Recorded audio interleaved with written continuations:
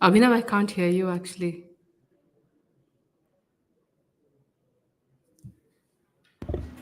Hey, can anyone hear me? Am I Yeah, audible? yeah. Now I'm you are. audible? Okay, awesome. I think the mic needed a little bit of a recheck. One moment. Let me make the mic more sorted. Awesome. Cool. Okay, this should be good. Can you hear me all right? Yeah. Okay, awesome. Cool. Howdy, howdy, good folks. Welcome to, I think, the second episode of Wadhwani Startup Vision Live. And this time we wanted to go a little deeper. We wanted to, not just talk about the hardships and and then what it takes to start, what it takes to validate a market. We want to sort of get into an opportunity that's exciting, that's very visibly exciting from somebody who's built a business in that for the last 10 years. Suhasini, the founder and CEO of Yoga Bars, is here with us. Suhasini, Thanks, Abhinav, for having me. Suhasini, I want to ask you, why is the consumption sector or the consumer sector so hot? Is it really hot, or are we just seeing headlines? Because we've not seen as many acquisitions in any other sector. Sure, funding you've seen all around, but funding really doesn't signify success of a sector. Acquisitions do, because you've completed the full cycle. Is consumer sector perennially hot in India because we have so many humans, so many bodies that have to consume, or what's the logic behind this? Um, I think building a brand takes time, effort, thought process, and a lot of passion. And I feel like for larger companies, companies are more driven. Entrepreneurs are more passion driven, and I feel at some point, when you want to substitute time with shortening the journey of acquiring a brand and then focusing on process which leads to its growth, that's when an acquisition becomes very interesting for an MNC, or an Indian conglomerate, and which is why you're seeing like even the minimalist acquisition by HUL. I mean, incredible, right? Like it's a very large valuation. It's HUL is one of the largest companies in the world, and the reason why HUL would buy a minimalist is simply because the agility with with which a startup operates and how quickly you can get from point zero to point 100 is very very different from the way a larger company would do it, and that is very valuable for a larger company. But again, why do we see it? Either I am myopic, I'm not seeing beyond this sector, or are we just seeing this happening more frequently in the consumer sector? I think startups. I mean, I think brands have always been acquired, right? Kellogg's has been acquired by Mars, so brands have value. Simply because to build that amount of customer dissonance that you signify something takes a certain kind of marketing and takes a certain kind of time and takes a certain kind of product. Right. And therefore, in consumer companies, it's not a 0-100 game. All brands are valuable so long as they have the qualities of a brand. That is, they stand for something, they have some market share, there's a path towards growth, there's a path to gaining market share, there's a path to implementing processes that can compound the impact of how much that brand can generate, right? So, consumer businesses are valuable because brands are valuable. The inherent value in the business is actually that of the brand. And this brand having a value, this is more prominent in consumer businesses than anywhere else, because I remember, or I may choose to define a SaaS, a software company, as purely running on the benefit of the functionality that it brings to you. You judge it on the basis of efficiency that it's brought to your business processes. uh, is that not as valuable, or you eventually you'll see brands being built all across sectors, and then despite there being two of the same kind solutions, the one with the brand is going to take over? I think the contrary view is when it comes to tech. a single brand or two single brands take the whole market. And in consumer brands, on the other hand, it doesn't have to be a winner wins all. There can be Right. multiple brands existing in a space. Like, for example, when you have Facebook or Instagram or all of that, right? Or a Like there, Swiggy or a Zomato. yeah, or Zomato and Swiggy or whatever. You'll have one or two players. You can't have, but the consumer space allows for 100 brands to exist because consumers change preference. Consumers have multiple consumption points, and all brands have value because they fit into a consumer's life for different needs, different occasions, different TGs. So the difference primarily between a tech brand or a, like the example that you gave, is it's important that you need to be of a certain scale for the business to make sense. And for being at that scale, you need to be like the number one or number two player. But that's not the case with consumer brands. Got it. Okay, so I think that brings us to a conclusion that there are a lot of businesses which are VC's favorites, which wherein they play in a winner take all market, like a marketplace, like anything consumer tech, I would say. Yeah, But consumer brands, there is the possibility that everyone can eat. Sure, you may eat a bigger slice or a smaller slice, but you won't die hungry. yeah, yeah. Okay, so And there is also the fact that you can build a compounding brand. Like, for example, a Forest Essentials may not have been a very large player for several years of its initial years of existence. But by virtue of doing the same thing over and over and over and over again, year after year, today they are sizable and they're valuable because they talk to a certain TG and they're extremely profitable. okay. So I think with that, we come to a conclusion that consumer brands can be built, they will survive. There isn't so much of a chance, which is the case with a lot of business, VC businesses, that you toil hard for a couple of years or multiple years, and then there is a possibility that you go down to zero. Consumer businesses, sure, there's always business risk, but there is not that great a risk that you will be outdone completely. Is that true? Am I right in that? Yes. Yes. Okay, awesome. So I think Wadhwani Foundation looks at mass entrepreneurship in the sense that how many entrepreneurs can we create, and there are certain sectors that support a lot of entrepreneurs playing within. So consumer brands happen to be one of those, and which is why I think this session sort of makes more sense. I want to start with the fact, and you're mostly talking to somebody who's in their early 20s and looking to start up. I want to ask you, when you started up, did you know all of this? Did you deliberately choose to be in this sector? What were you thinking?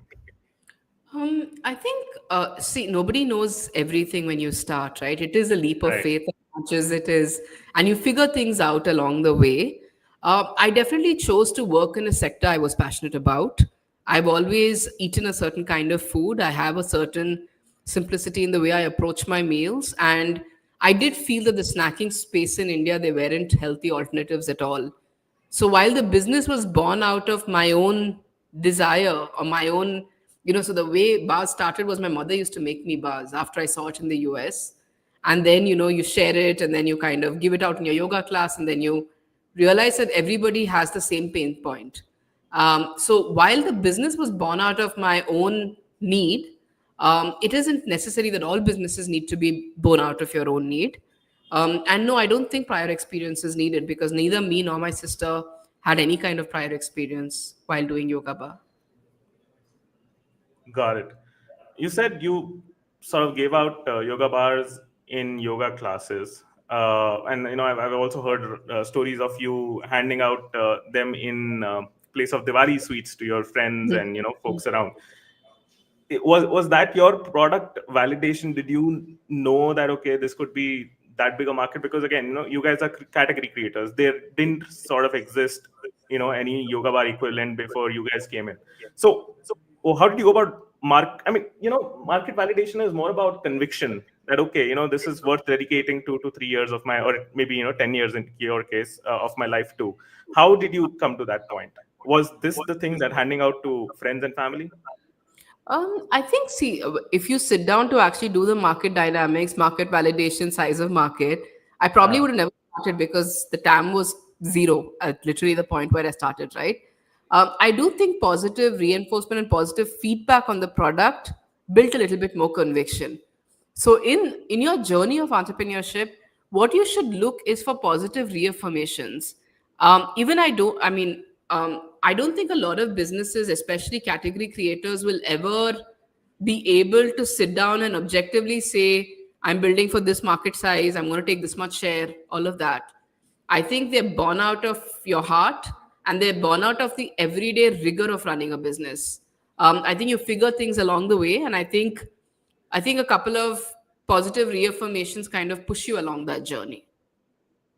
Define positive reaffirmations and tell me, how do you pick between delusion or positive reaffirmation? Because you I could be think deluded actually, as well. yeah, I think delusion is actually a very good quality for an entrepreneur, because otherwise it's difficult to sustain on an everyday basis. If you're too much of a realist and you're too much of an overthinker, it's difficult to not for reality to not hit you, right? And the reality when you start a business is there is 99% chance of failure. There is the fact that you have wasted prime years of your life doing nothing, and things amounting to nothing, and a lot of your personal life takes a hit. These are the three realities of doing any business, right? But positive reaffirmations are like when somebody sends you, oh my God, this product is great. If this was available at a store, I would be like buying hordes of it. And then you kind of build for that one consumer, and then you build for a couple of more consumers who give you that kind of feedback. And you think in your head that 1% of India is going to turn out exactly like that. People who are going to love your product and buy it month after month after month. Got it. There is this, or at least it's a common belief that, let's say you found a market with insane demand. People are showing a great pull for your product, and then VC sort of come running after you, and because they found an opportunity, they found a new market with very few competitors, and it could be worth betting, it could be worth a seed funding round. So do you think, one moment, sorry, I have a glitch here.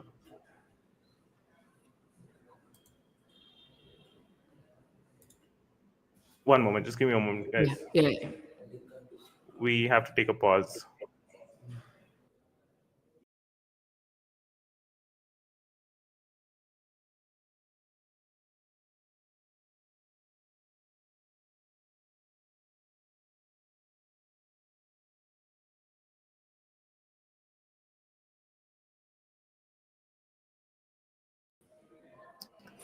Okay, sorry. So we had a glitch. So when you uncover a new market, sure, the initial days are hard, and eventually there is.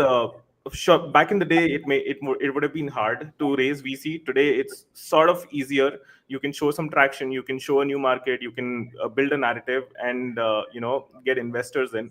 Did you have investors when you were beginning, or did you spend a few years without investors? We spent a large number of years without an investor. Almost the first 3 years was just run with angel money, and our own personal funds, right? How much was that? I think about 2.5 crores in the first 3 years is what we ended up. Burning or Yeah, spending? yeah, spending, yeah, raising. I do think category creators don't get as much credit. I do think VCs are a lot more easier on people who come in later than they are on people who initially create category. And maybe rightly so. I don't know because it takes a lot of money to actually build category. Um, but yeah, I mean, in retrospect, I do think we would have had similar outcomes even if we did yoga bar over a longer period of time and just kind of set it up to not require VC money. I think both parts are equally legit parts of working You're for a saying that business. you're saying that you could have completely bootstrapped it with zero funding, maybe let's say a few angels with a couple of crores, and you could have reached a similar outcome today. Not today, but I could have Okay, reached a similar outcome 10 years later with a large portion of the cap table. so money saves you time. Money saves you time, yeah. Got it. Now, the first 3 years, wherein you were operating very frugally, you had, let's say you had 2.5 crores, in your pocket, which is not a big amount.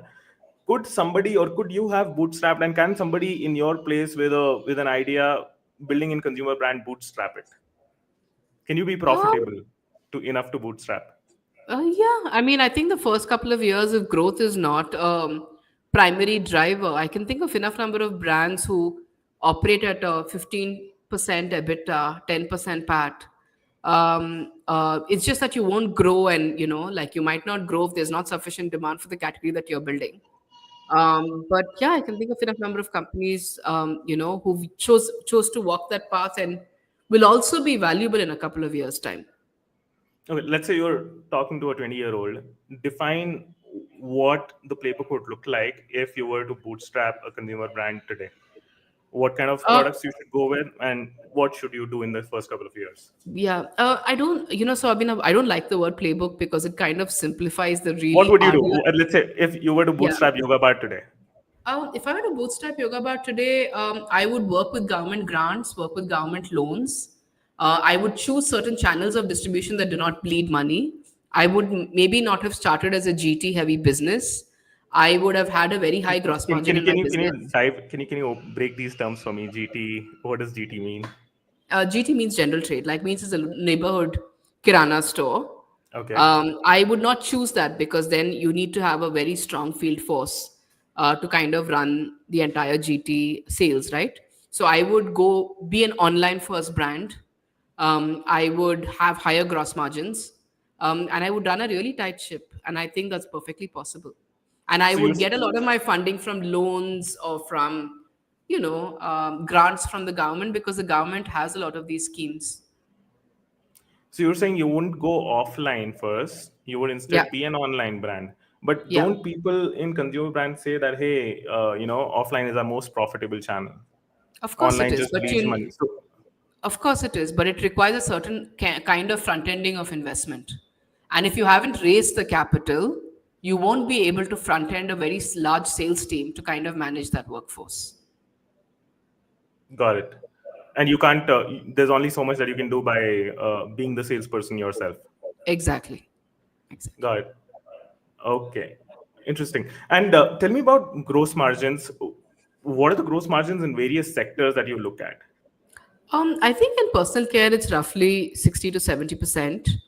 In Okay, food, it's about anywhere between 35 to 45%. right. Can you break down And what? yeah. Go ahead, please. No, ask me. I'm No, so I meant, can we sort of also unpack what gross margins mean? If I put in $100, if I sell a product for $100, if the gross margin is 60%, am I getting 60 rupees as profit, or are there added costs? Usually, how do you work out these economics to bootstrap? I think gross margin is basically on the price at which your customer buys minus how much it took you to make the product. In layman terms, that's exactly what is gross margin. How much Okay. is a customer willing to pay for a certain product, and how much did it cost you to make that product? Mm-hmm.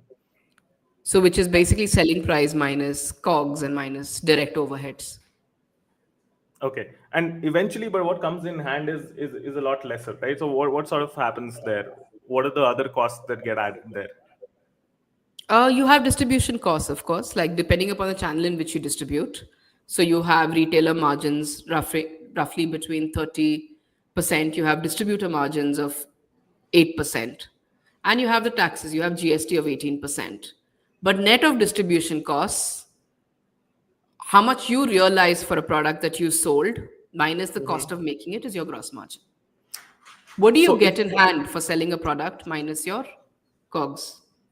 so if I was selling a 100 rupee product with the, let's say 60% gross margins, what is the final sort of, take home likely to be? What's the final net Six, likely to be? 60 rupees. No, but you're saying that usually when you sell online, there are other costs get added, like an Amazon No, or a. but when I say gross margin, I mean after all of that. What do you get in your hand after Okay. giving the distribution cost minus the COGS? That's how your gross margin is defined. So in beauty and personal care, if you're selling a product for 100 rupees, you can get 60 rupees for yourself at scale. 70, 70, Very 60 nice. to 70 at scale. And in food, it's probably the half. I said, yeah, 35 to 40, 45. Very nice. So Okay, so and what are some of the most profitable industries here? Beauty and personal care is probably right at top. What Yeah. others do you look at if somebody was to build a profitable business? Clothing is pretty high gross margin as well, but inventory management becomes very critical. Okay, what does it look like in clothing? The margins, Anywhere between 60 to 70, similar to personal care. right? Okay, cool. So any other such sectors? No, I think the landscape is, nutraceuticals, personal care, and food. And nutraceuticals and personal care share similar margins, and food, of course, is much lower. Got it. Okay, awesome. So now, I want to talk about if somebody is starting up today, apart from choosing the idea and validating it, and you're saying validating is not ultra essential because, at the beginning, if you're out there, you might not find a market for yourself, but you have to keep going. How do you get a team and get the initial customers when you're starting out bootstrapped? What did you do? See, in terms of a team, like if you have a trusted circle or you have a circle from your ex employer, people who you think are really good, getting people you know and trust is quite critical for your first set of employees. I was, of course, working with my sister and we had very complementary skills. So we solved for senior level hires by actually running the business as two members of a family, right? And in the initial days, my aunt used to help out in some things, and my mom used to help in some things, and stuff like that. So having a trusted circle when you start is very, very critical. What was the second question you asked me? How do you get your first few hires, a team to help you out with with an unproven idea, with a new idea on a shoestring budget, and how do you get your first few customers to trust an Um, unproven Yeah. So brand? other than your close circle, you also have to pay people market price. Like you get, I mean, it's not like a person refuses. Like the normal cycle of recruiting somebody applies to you. Like people are not going to join you purely because they like what you're building. They're going to join you if you can promise them a long-term career, which is stable, which will kind of help them to grow a certain career path and will have steep learning curves. And I think steep learning curves are very, very relevant to people who join a startup. And I would focus on that learning curve while hiring people. Your first set of customers cannot be influenced. You will have to take an objective assessment of whether people truly like your product and are coming back to you. If you don't make an objective assessment and you influence the sale, you will never truly know if you have a long term business that is worth building or not. Got it. uh, there is no respite in the kind of salaries that you can offer your initial talent by offering them a little bit of stake in the business. Are you not a Um, believer in that? I do think you can, but I think you need to do that after you have a slightly more. It depends on the kind of business you're building. Again, in tech, it's very, very common because you need very, very specific talent pool. When you build a consumer business, you could give your sales team like those kind of incentives, but you'll probably get one sales guy. Most of your other people will be very, very junior people who will value money much more than they will value stock.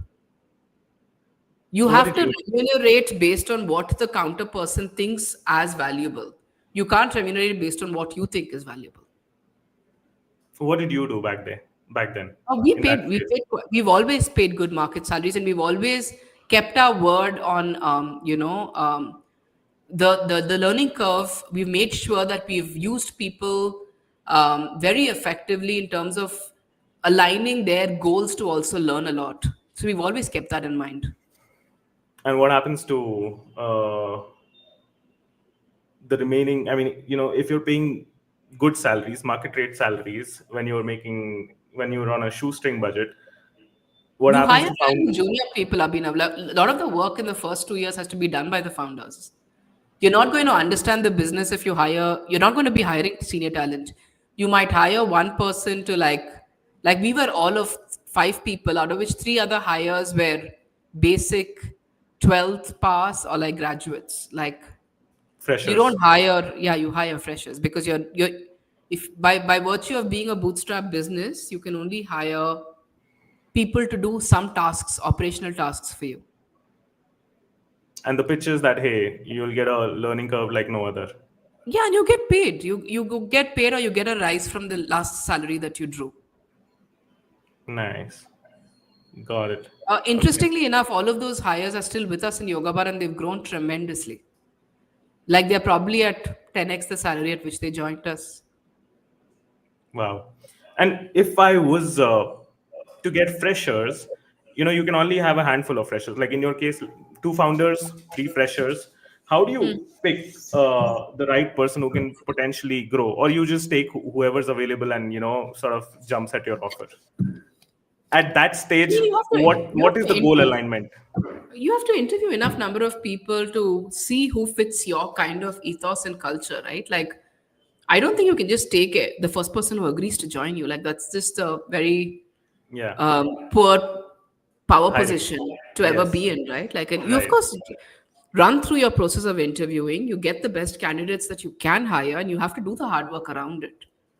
By So, virtue of the fact that all of my initial hires are still in the organization and are very valuable, it means I made that right choice while hiring them back in the day. what was that right choice? What does that right choice look like? If you can tell me, what were you looking for back then?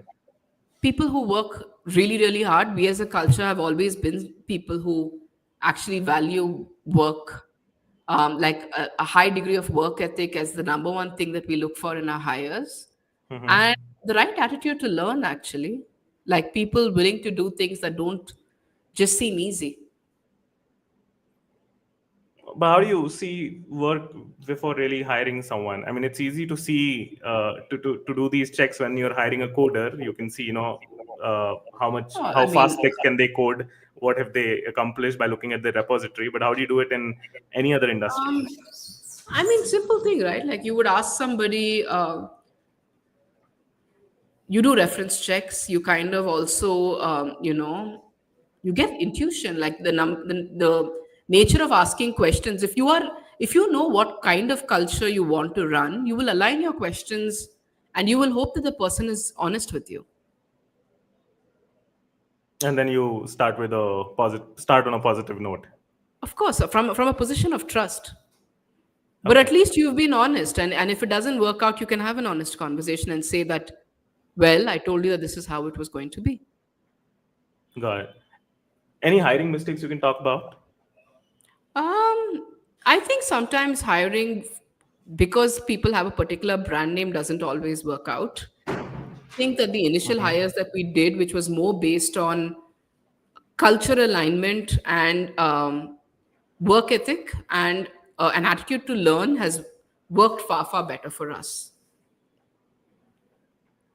Got I it. think when you hire just because somebody comes from a certain institute, or like when from a certain company, or and will bring a certain skill set, is not the way to hire. I think truly understanding what drives people has always worked out better for us. Okay. And is there a way that you gauge all of these things? I understand intuition is one, but what are some of the signals that you've caught over the years around, hey, that that this could that be a can't be green flag? taught. That can't be taught, Abhinav. Like that's like asking somebody a question, how do you run a successful business? Like that's not like those skills require you to deeply understand why you do something, what you do, and how would you gauge if this is ABCD was important to you. For example, Hmm. you should ask somebody, like, if the factory, something went wrong at 12 o'clock in the night, would you show up and kind of rectify it? And you would kind of be able to gauge how important certain things are to people by having a set of questions. And human beings intuitively can understand if someone's being honest or dishonest with them. And you trust your gut on those things. There is no checklist. Like what you're seeking from me is an auto checklist and playbooks. Those don't exist. Like a business runs from one day to one day, solving for one day to the next day. Okay. Feel like I'm getting a little bit of a reprimanding for to get the tip and hacks kind of content out of you, where There you're is like, no okay, hack to I'm not going business. to give you a playbook. I'm not going to give you any tips. Just No, wake up, show no, up. No, I no. understand. Yeah. No, but the conclusion from the question that you asked me is you need to know what culturally is important to you, and you need to hire people who culturally align.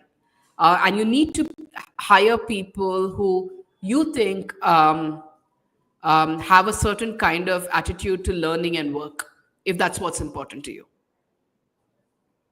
Right. What you're asking me is what is the golden formula for making sure all your hiring is right, to which I don't have an answer.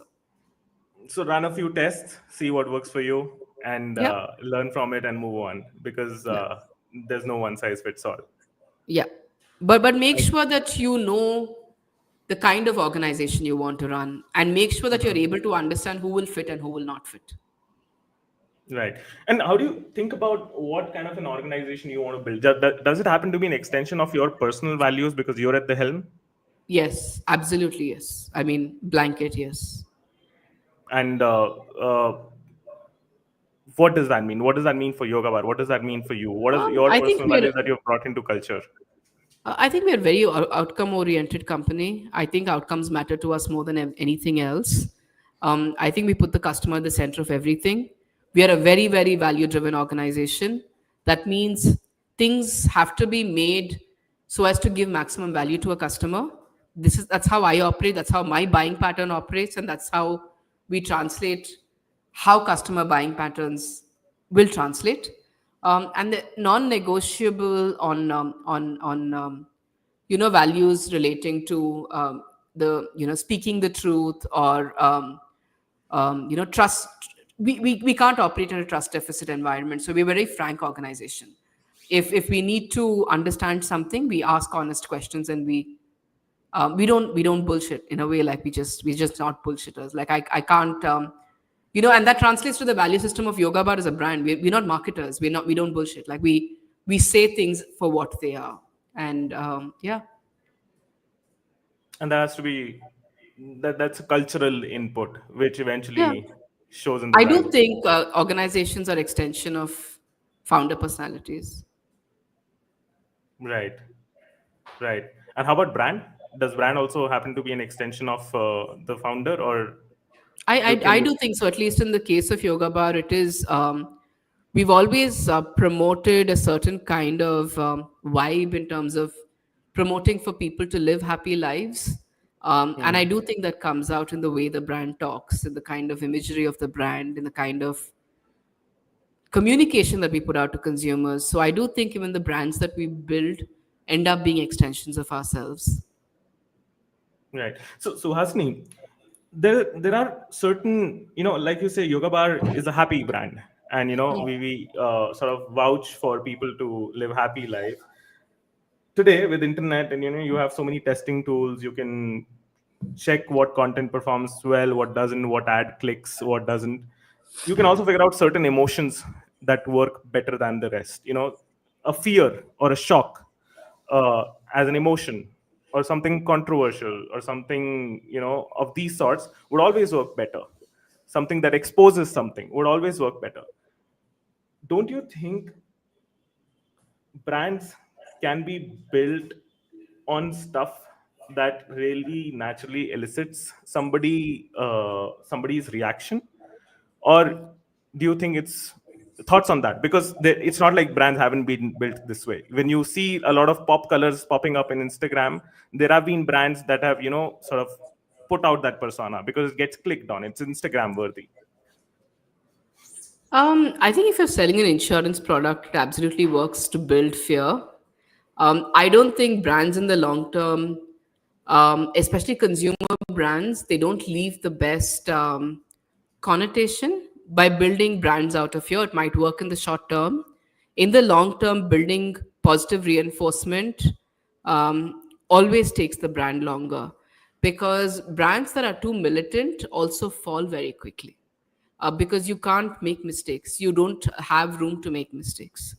But brands that are more positive oriented can go wider, and therefore, and they also leave a certain pleasantness. But of course, if you're selling an insurance product, if you're selling anything with respect to hospitals, fear works much, much more as an emotion to sell. But aren't we seeing a bunch of brands who are out there and exposing, like a skincare brand or a personal care brand telling you that, okay, all of this stuff has chemicals and it's unsafe, it's toxic, etc. Whereas my lotion or my cream or my soap or whatever is the purest. And that becomes their go-to market. When I've seen this happening with certain tea and coffee brands as well now. What do you have to say about that? Do you Yeah, what do you have to say Um, about that? I think I think what I have to say about that is again goes to founder personality. I think if instilling fear comes naturally to you, maybe that is your go-to, and maybe it works in the short term. Right. You might need to put a lot of money behind it, Okay. but Why do you say that? Why do you say that? Why does fear need money? because you need to. I mean, because by virtue of relying on negative versus positive, you need Hmm. to when you say positive things, you're likely for people to talk about it to other people much more, but when you say negative things, you need to convince people repeatedly. If you just say something's healthy for you and you're the first person to say that this is healthy plus tasty or whatever, you're Hmm. likely to convert a consumer the first time you say it. But Hmm. if you have to say something's bad and then say something is good and then say why mine is good, you need Hmm. repeated messaging, and you need continuous messaging, and you need to be. Fear mongering is expensive. I don't think it's a cheap affair at all. Right. But It don't may work. rumor. I mean, it may work, but it requires a certain kind of repetition in the content creation engine. But doesn't bad news or rather negative news travel faster? It's not dramatic enough to travel faster. When you say bad news, it's like having an earthquake.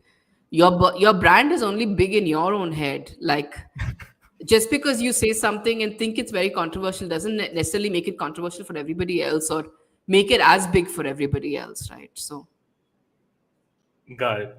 Okay. I hear the you. reason why Revanth works though is because he's not personally associated with any brand. Revanth works because he seems to be doing social good out of public exposure. But when you stand from the brand's lens, if you continuously diss other people, and you hold yourself to a certain, but you're really only doing the same thing, consumers eventually see through it.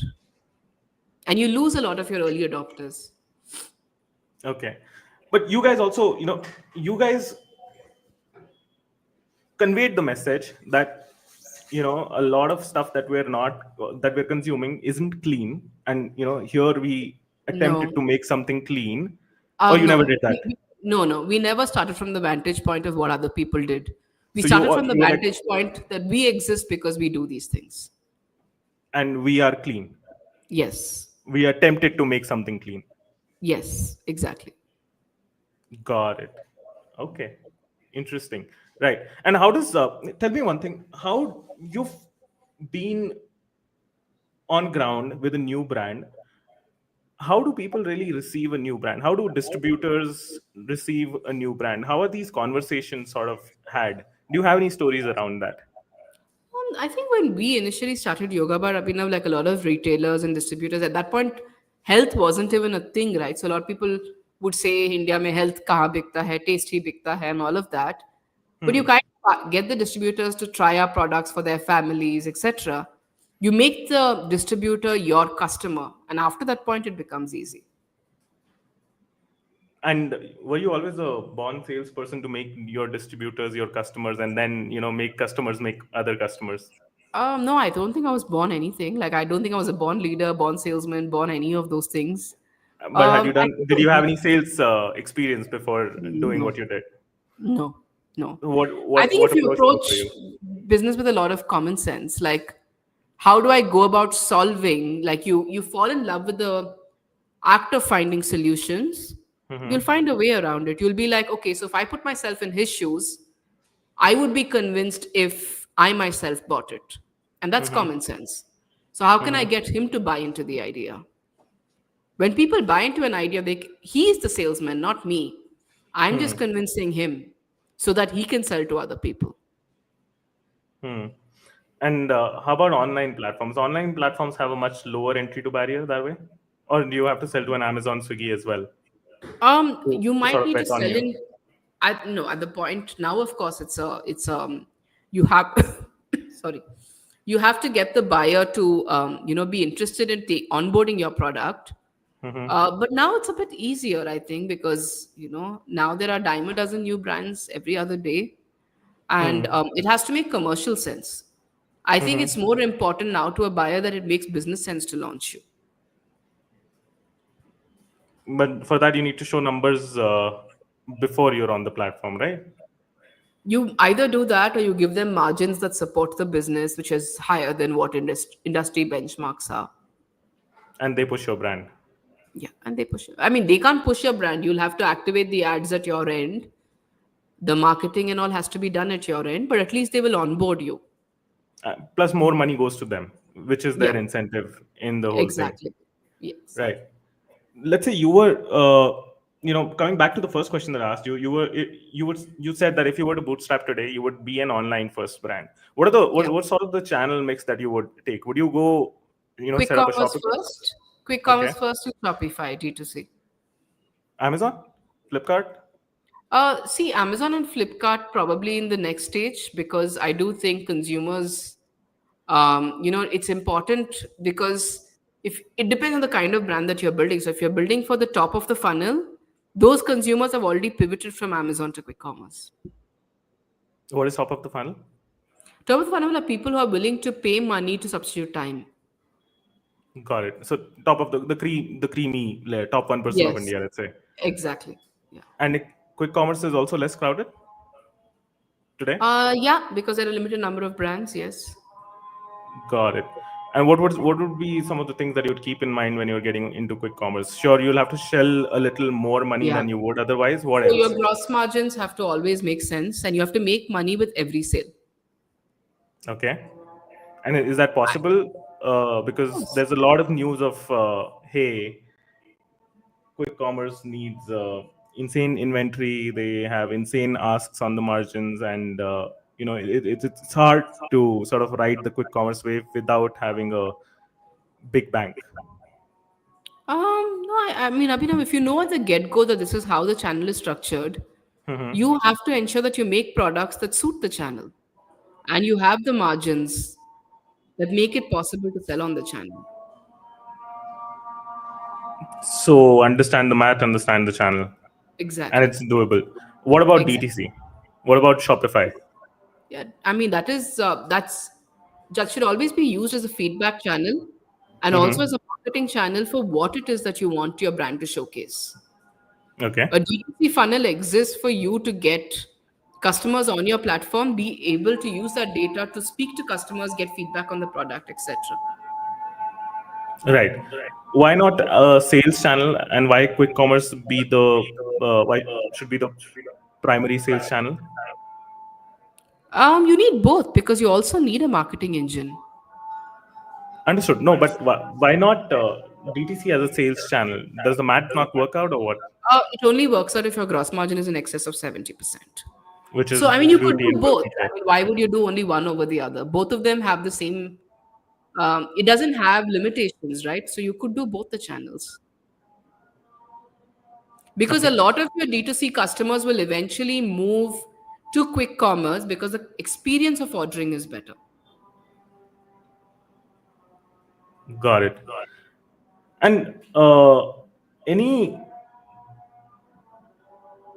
commonly propagated wisdom around e-commerce, or e-commerce as a whole industry, consumer brands and e-commerce as a whole industry, that ends up hurting bootstrapped founders? I don't understand the question at all. So okay, there's a lot of gyan that goes on LinkedIn about this is Mm, what consumer brands should do. There's also Shark Tank today that's motivating a mm, lot of people to start consumer brands. Where mm. do these guys go wrong when they're starting bootstrapped? Is there a very common or obvious pitfall where you see a lot of brands going wrong with in the beginning? I think if you don't fundamentally establish making profit with every sale, you could Hmm. go really wrong. Okay, and what makes people not do that? Like it In the sounds very earnest obvious. In the no, it's not actually, because in the earnestness of showing revenue, Huh. in the in the ability of saying that I can increase price later, Mm-hmm. people always end up launching at much lower prices, and sometimes not even having the discipline of putting down how much are you making, right? I think all of that, like not having a finance person onboarded if you don't understand finance, can really Mm-hmm. hurt your business. Hmm. And is that not the right way that, okay, I launch at a 50% discount and then, slowly rake up price? Does that not work? Because that's been the strategy. That's the most obvious strategy.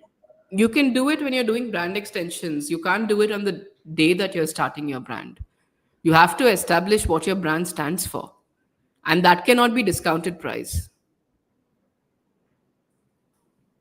Got it. And brand extension means, Like, for example, you might do it as a new introduction of a pre existing brand. Like a limited period try me discount is very different from establishing that that's the price at which you will perennially sell. so that first touch point is very important, and Yeah. you're setting first impression is where you sort of reveal yourself Yeah. for the long term. Yeah. Very hard to get back, is it, later on? Because I think so. I know of, and when a 20-year-old is looking at examples, they would look at, hey, we saw Uber do this, we saw so many I other don't think platforms you do can it. compare a brand and a tech business. They're very, very different businesses. In consumer brand, it's just not possible. It's just not advised to start at a discount. You should just be like, okay, I'm 9.99, pay 9.99, or you're not my customer. Exactly. Exactly. If you don't establish who you stand for and what is your brand, it's very difficult to come back from that point. Okay, okay, that's a hot take. Awesome, cool. So I think I want to open the floor to some of the questions for the audience. While we were talking, there were a lot of questions that popped up. How did you? Okay, have you ever faced customer rejections on or poor ratings on any of your SKUs? How should Of startups course. tackle customer Um, reviews? I think you need to first make sure that the customer review that's happening is genuine or not. Because I can give you a live example. A couple of days back, we launched the Yoga Bar Whey Protein. We Right. hadn't even shipped a single unit, and we had three negative reviews. So we didn't know whose action that was, right? If you have a genuine customer negative review, I Hmm. would call up the customer and understand the experience, and then kind of rectify. You can win a customer over by saying you did something about that negative review that you got. So, two things. First, establish whether it's a genuine review or not. If it is genuine, you'll have to convince the consumer why, what you have done about it. Like, it's a very, very big part of, Hmm. making sure that you have a compelling proposition and your product is actually good. Got it. And if there's a bad experience, own it, and then Absolutely own it. show steps for how you're fixing it. Exactly. Keep them posted. Cool. Exactly. How was there a big customer, and how did you land your first big customer? Who would that be in your case? In our case, it was Indigo. Okay. And Indigo wanted to get some bars for their crew. Hmm. And therefore, they contacted us, and that was the first big order. And that sustained the business when we weren't funded because it was actually profitable. Right. And how big a deal was that? It was roughly, I think, about 20 lakhs a month or something. It was very, very significant. And how did you get them? By reaching out through LinkedIn, actually. Cold. Did you do that cold? Cold, yeah. Absolutely cold. Okay. You should not be afraid to ask when you set up a business. You should be comfortable with asking, and you have to be comfortable with being refused. And how young were you guys back then when Indigo Age, happened? Oh, Yeah. I mean, the company's age. Young as a company? Okay. Yeah, I think it was yeah. year one, I think. Wow. So you were bootstrapped completely. Completely bootstrapped at And that point. Indigo took a bet. Indigo took up it. Are they still around? Yeah, they still, I mean, their order size is smaller, but they still take muesli packets from us or something. Very nice. Okay. Next is, how long did it take Yoga Bar to get funding and scale? I think you guys raised the first funding after 3 years. Yeah, 2.5 maybe, like 2.5 years is what I remember. We did use a lot of, all of my savings, and we did raise some angel funding from like a couple of friends, but that's how we ran for the first 2 years. So friends and family until 3 years, and third year you did a Yeah. proper VC round. Was it a VC round? It was a VC round from one of the angels. So Kamal's fund was Fireside, and Right. Kamal was an angel investor. Right. How much was that? The first was not much. I think it was 4 CR. Okay. Yeah, so that was our first round of funding, about 500,000. Right. And till date, how much have you raised? Uh, Excluding ITC as pure play venture capital, I think about 60 crores, And what did that funding get you to a revenue of? around 100 crore business. Very nice. Okay. What are some of the compliances to follow, like FSSAI and other things? And did you start with contract manufacturing, or did you No, start making the product by yourself? yeah. I'm not going to answer compliance questions. I think you'll need to do a deep dive and look at all the regulations. Like I've emphasized just one regulation. You have legal metrology, you have like 100 different regulations, and you need to get a good agency to manage your legal matters. But we didn't start with contract manufacturing. We actually set up our own factory. And that must have cost a lot. That's not the easy way to No, I start. mean, we initially started with a 15 lakh factory with a chicky machine, a sheeting, cutting, and packaging machine, and then moved on. But you had to do that because your product was new to the market. Not every other Yeah. brand has to do it, right? Yeah. I Okay. mean, I don't know. It depends upon what you want to build and what moats you want to build on your product. Right. How did you differentiate your offline distribution strategies based on various market dynamics? This is I don't know how to answer that question. You don't you decide your offline strategy based on the product that you're selling and the price point you're selling at. So you don't go to a neighborhood panwala if you're selling a 40 rupees product. You go to a certain kind of store. So right.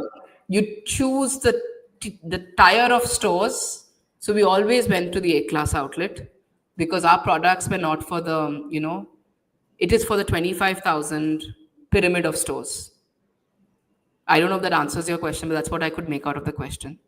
I guess I think market dynamics is just in the details, knowing where you belong and sort of going there. Okay, there's a question from Abdul. You and your sister Anindita transitioned from corporate careers in the US. What made you guys do this? Corporate careers are quite boring. If you have an inherent desire to learn, I think entrepreneurship really challenges you. I think at that point of time, that was a thought process. I also think having the security of knowing that your parents will provide for you, in the sense, my mom's house was there, and I would get the meals that I Mm-hmm. needed. Mom's a great Mm-hmm. cook. That helped Hmm. make the decision. Right. There's also, a story around that reminds me that you spoke about your mom. There's also a story, that I've heard from one of your podcasts about your dad being a very encouraging figure, and somewhere I think I'm not sure if it's accurate, but it says your dad sort of thought of you as Indira Gandhi. He said she's No, Indira no, no. Gandhi. He didn't think of me as Indira Gandhi. Let me explain. So Yeah. basically, I have two elder sisters, and when the Okay. third daughter was born, a lot of people told my dad that, "Oh my God, even the third child is a girl." To Huh. which my dad's response was, "Well, she's Oh. not something like Indira Gandhi." So he meant to say that he was perfectly happy that he had a girl daughter, and there was nothing to really worry about. But my dad was an absolute feminist, and he was also an entrepreneur. He tried his hand at multiple businesses that didn't do very well, and we still had a very happy family life. And having seen that up close, that it's okay to fail, gives you the courage to actually start. So I did grow up in a house where my dad must have tried 4 or 5 businesses in his lifetime, not really seeing success in any of those five, and yet not really disrupting the family. So I guess my attitude towards entrepreneurship was that one should try. How much does it help to have a family configuration like this, wherein that's supportive, they are advocates for Means you taking risk? means everything. It means everything. But because entrepreneurship is also a hard journey, you might as well have your personal life really sorted. It's not difficult. It's very difficult to have if you don't have a support system. Right, you can't do it without people You can supporting still you. do it. I'm just saying it's a lot more painful. Well, it's a privilege that really sort of gives you Absolute a. privilege. Absolute privilege. Yeah. Okay, very nice. All right, I'll take one last question. uh, Anytime distributors ask for more margins because you're a new brand? Oh, they do. They do. Hmm. And you have to pay more margin than the market. Also because they need to make as much money, and your products don't have as much throughput. A distributor makes money based on number of units sold multiplied by the margin. And since your number of units sold is so less, because it's a new, Hmm. you have to compensate with higher margins. So there's no way that you can So negotiate. yeah, you can't. They're justified in their ask. Yeah. Okay, cool. Last test, final question. I'm just going to rephrase it. It just popped up from Swaroop. Swaroop's asking, I want to launch a luxury beverage brand, uh, probably a zero-calorie drink. What would be the right approach to position it today? This is just like a hypothetical to you, so ask me to end this. Um, I would position it as the 0 calorie drink. Or Okay. did he say 0 calorie? Zero I, calorie and luxury beverage brand. um, I would use, I mean, the only 0 calorie beverage in the world is water. So I would draw some parallel with water and have creatives that look like water, but luxury and water. So that would be the way I would think about it. You don't think of Diet Coke as a zero-calorie beverage? Not at all, actually, Why? because it's tremendously harmful. I think of, I mean, it might be a 0 calorie beverage. It might be a zero sugar beverage. It's definitely not a 0 calorie beverage. The Seriously? only 0 calorie beverage is actually water. I mean, it does say 0.33 or something Yeah, so at it's not at. zero. I'm saying it's not zero. Okay, cool. Sarup says, please take my question. We took your question, Sarup. Okay, awesome, cool. That's also the time's up. Thank you so much, Suhasini. This Thank you, was Abhinav, good. for having me. Thank you for Thank taking you. time on a busy Friday afternoon for yourself in the middle of a very tough year, like you said to me. Thanks again. This was Thank great. you. Awesome. Thank you. See you. Bye. Awesome, folks. Bye, chat. This is the end.